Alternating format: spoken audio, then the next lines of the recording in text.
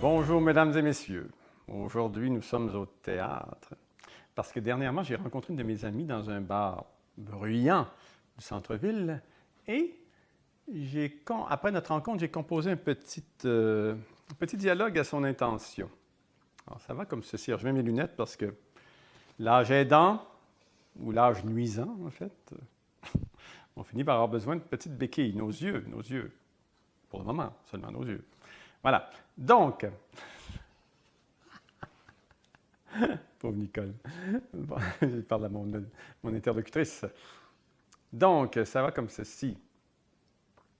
Accoudé au bar d'un restaurant bruyant, je discutais avec une amie qui contemplait avec nostalgie ses années d'innocence. Comment se fait-il qu'il y a tant de gens qui sont heureux sans se poser de questions, commença-t-elle. Je voudrais simplement vivre de façon spontanée et légère en arrêtant de me prendre la tête.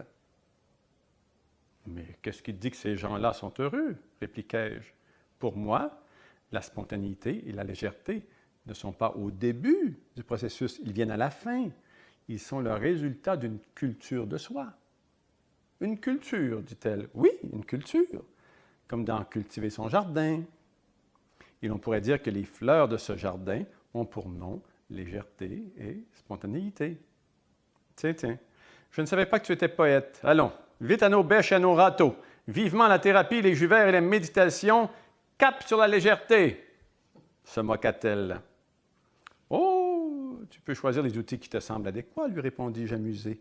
Il s'agit essentiellement de s'ouvrir. Ah, nous y voici. Tu veux dire que je ne suis pas assez ouverte? Je dirais plutôt un peu paresseuse, si je peux me permettre. Le travail sur soi consiste en la culture d'une attitude d'ouverture au soi profond, aux autres et à l'univers. Et comment se rappeler l'ouverture si on n'y met pas un petit peu d'effort et de constance? C'est vrai, dit-elle. C'est comme lorsque je passe trop de temps en ville. Je finis par oublier que les arbres existent. Et je les redécouvre avec émotion à chaque fois. Exactement. Tout comme on oublie sa véritable nature et qu'on la redécouvre avec émotion, ajoutai-je. Comme c'est mignon, dit-elle. Je n'avais jamais pensé que la psychothérapie et la spiritualité servaient à mieux voir les arbres à la campagne. La psychothérapie vise l'ouverture d'un moi qui s'est refermé sur lui-même et qui ne voit plus rien autour, continuai-je sur le même ton espiègle. Elle répond à la question « Qui suis-je » en disant que ce moi tire son identité de ses lignées familiales et de tout ce qu'il a vécu comme expérience auparavant. La spiritualité, elle, recadre cet effort dans un contexte beaucoup plus large. Elle répond à la question « Qui suis-je » mais en proposant qu'une partie de soi dépasse largement la lignée familiale et le passé. Elle enseigne que l'on est une parcelle lumineuse et joyeuse d'un univers en mouvement et que nos dons et nos talents nous aident à goûter et à exprimer cette réalité fondamentale. C'est pour cela que j'ai seulement envie de danser ces jours-ci. Mon soi profond doit vouloir dire à la paresseuse de se mettre en mouvement, reprit-elle narquoise. Ah, on peut rentrer par la porte qui nous plaît. L'essentiel est de se mettre en mouvement, dis-je. C'est une blague, je ne me mettrai pas à danser. Je suis tellement rouillé que ça me fait mal juste à y penser. Mais c'est normal, lui dis-je, quand on ne bouge pas. Tant qu'on ne bouge pas, on ne sait pas que l'on n'est pas en forme. Quand on s'ouvre, on prend conscience de notre fermeture, de nos résistances à s'ouvrir, et c'est terrible. Mais on doit persévérer, car la joie, c'est de danser, non? Oui, mais quand même, on a un petit peu peur que ça fasse mal. Peut-être que l'on a peur de perdre pied en dansant dans une réalité plus vaste, lui dis-je. L'immobilisme nous donne une sensation de sécurité et de protection. En réduisant la perspective, on a l'impression de contrôler notre monde, mais on se retrouve à voguer à contre-courant de la fluidité même de la vie.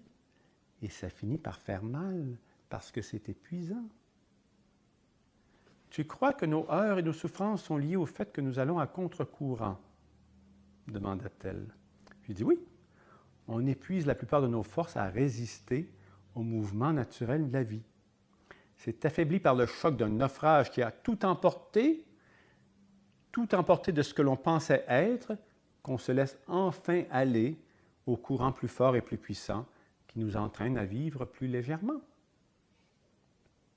Mais on peut aussi se noyer, me fit-elle remarquer. J'ai dit oui, le danger de noyade vient surtout de notre accrochage aux vieilles émotions et aux vieilles idées dans lesquelles on tourne en rond, comme dans un remous.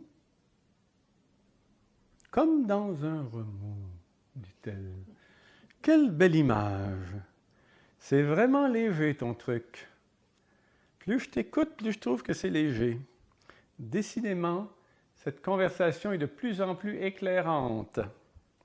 Je suis heureuse de me rendre compte qu'il y a des gens qui se prennent encore plus la tête que moi. Allez, je te commande un autre verre. Voilà pour la nostalgie de l'innocence.